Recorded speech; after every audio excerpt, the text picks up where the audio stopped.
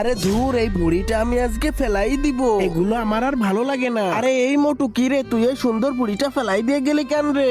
আরে চম্পা, তোর যদি ওই বুড়িটা ভালো লেগে থাকে তাহলে তুই এই বুড়িটা নিয়ে গিয়ে রান্না করে খা যা। আচ্ছা ঠিক আছে, আমি ওটা রান্না করেই খাবো। আরে কি বললি? ওই বুড়িটা ভালো নেই চম্পা, ওই বুড়িটা নষ্ট হয়ে গেছে।